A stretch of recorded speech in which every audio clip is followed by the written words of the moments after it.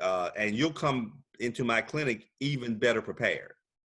So I did. I went to Mississippi State, made $26,000, twice as much as I would have made in this practice, and got interested in education. And I also had a commitment. I had made a self-commitment that I was going to go back to Tuskegee and make Tuskegee better.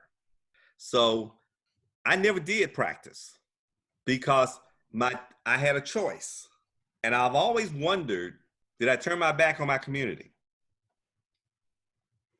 So if your community had offered you $26,000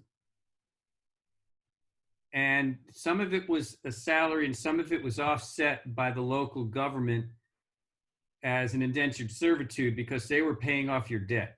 Yeah. And you had to make a 3-year commitment. Yeah. Back to your community. Yes. Then it's I don't want to call it a quid pro quo because that has such a negative term these days, but it's a good way to create a win-win situation. Welcome to Peter and Phil's Courageous Conversations, a podcast addressing race relations and social issues in hopes that you'll be inspired to do the same. Now, let's begin our conversation with your hosts, Dr. Peter Weinstein and Dr. Philip Nelson.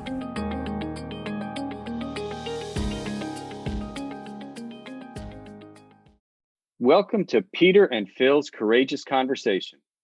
I'm Dr. Peter Weinstein.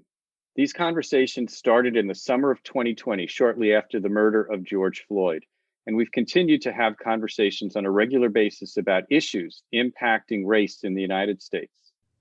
This episode is entitled Choices. Enjoy and please share. I want to introduce another concept to you. During the last conversation on Monday, I was talking about the family unit. Yep. And how keeping the family intact means keeping the pet. Yep. And the consequences of losing that pet on the children in the family. Yep. Or you could say the consequences of losing a pet for an elderly person who only has a friend in a four-footed friend. Yep. You know. My point is that when you are being raised in a concrete jungle, Ames, Iowa might sound really good to you. It might. Especially if you've never seen open air. True. The fact that you're attracted to veterinary medicine is partially because you like that kind of life seems attractive to you. And you'd love to see wildlife, or you'd love to go be able to fish easily, or you'd like to go hunting easily. So one of the things that we tend to do when we come up with these ideas is we regiment them so much that we do not allow for personal choice. True. And one of the things that I have discovered that's so frustrating is that I've had people come out of Watts and inner city Chicago and Guntown, Mississippi. And when they get to see how much you made in practice, suddenly going back home and helping at home is not necessarily their top priority. Yeah, it ain't as sexy, is it? No. And why should they have to do it? Right. It's, you know, especially since things are worse at home now. Yeah. They got out of the gang life, or they avoided gang life, but now the gangs are even more pervasive. So I'm not saying that it doesn't work. I'm just saying that, you know, I was supposed to go back. Well, no, I wasn't going back to help my community. The Black veterinarian that got me involved in veterinary medicine, there were 3 Black veterinarians in the state of Mississippi when I was 6 to 12 years of age. I knew all 3 of them. All 3 of them were graduates of Tuskegee. One was in Jackson. The other 2 were in small communities in Mississippi. And my dad drove me around to both of them. And he knew all of them because they were from Tuskegee. And he was a Tuskegee graduate. And it wasn't my sense that I'm going to come back and build my community. It was my sense that I saw a way to get into business.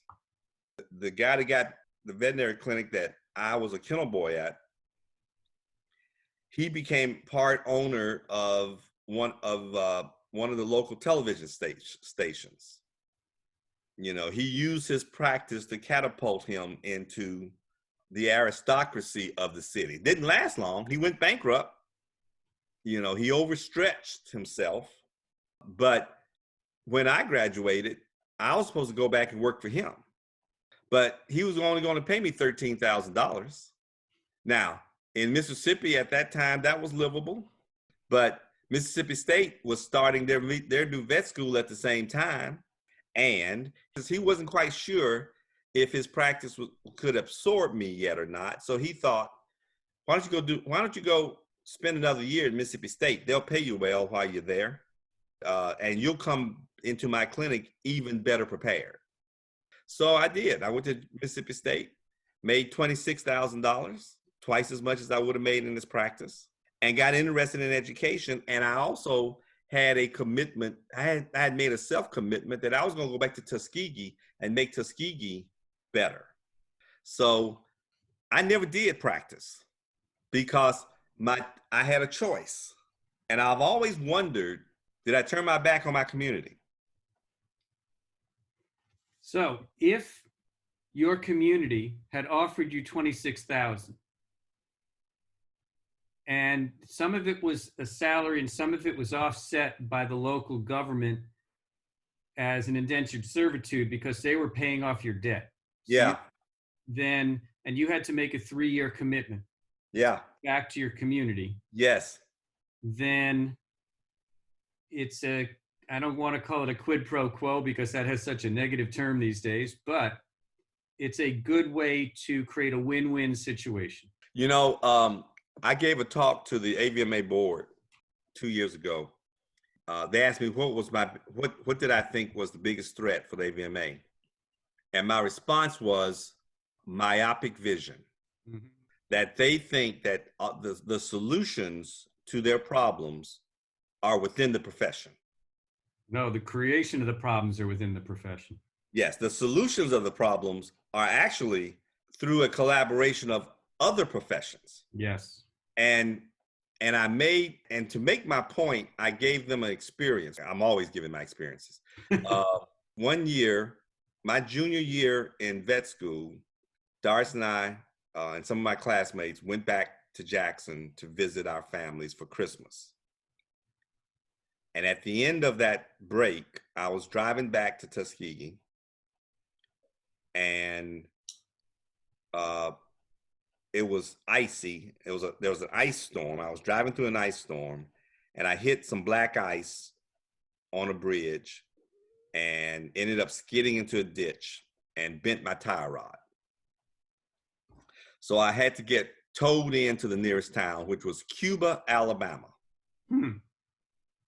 It's right at the border of Alabama, Mississippi. I had just driven through Meridian.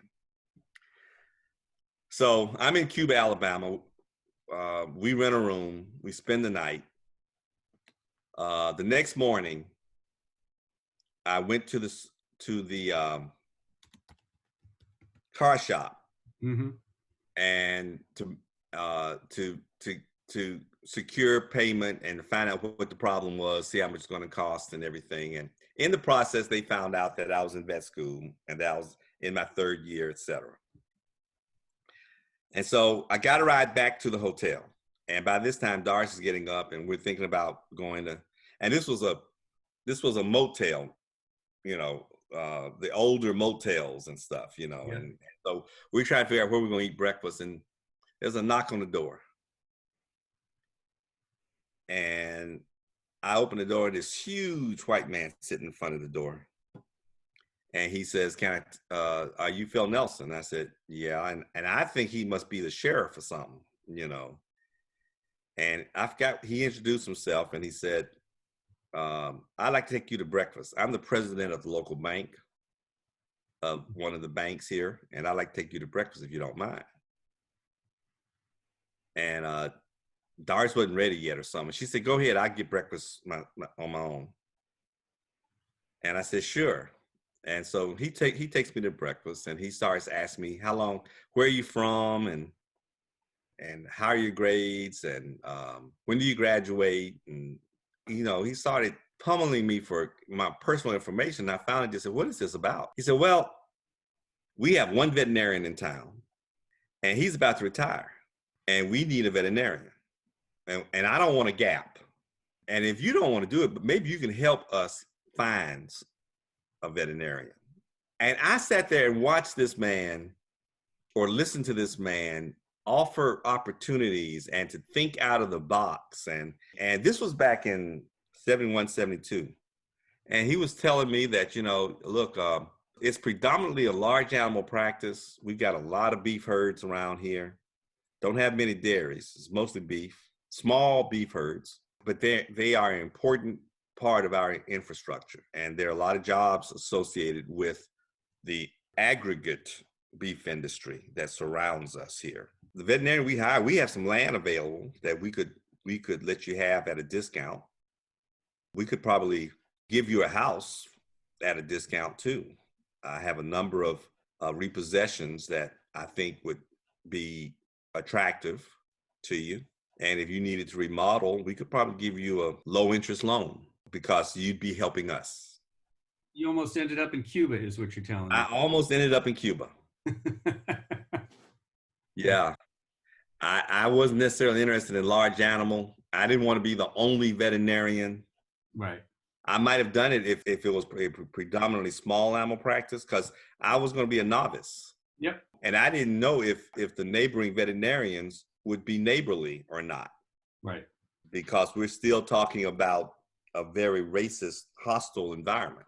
But a relatively open-minded banker. Yes. And that's really what the messaging is that there are people in communities, bankers, educators, small business owners, pet owners, who are willing to think outside the box to solve a problem. Well, the more I thought about it over the years, I realized that he was collaborating with real estate agents, right, farmers. If anybody had a problem with my color, he would have said, no, this is the vet. You wanted me to get you a vet. Right. He's a problem solver. He was a problem solver. Exactly. I didn't know that then because I didn't know how to leverage talent then. Right. But now I realize, had I had the skills that I have now then, I would have realized he would have been my number one benefactor. Absolutely. My number one advocate, because he would have wanted me to be successful. Yeah, I think that's the messaging. Michael Blackwell's work at Tennessee, these conversations, I don't think you need to be, I don't think we as a profession should continue to be afraid to go out and find the benefactors. It could be anybody. There's a lot of people with a lot of money, and there's a lot of Shark Tank-like sponsors out there that if you brought them a model, would fund it. Thank you for joining us for another courageous conversation. Be sure to follow us and check back next week for more.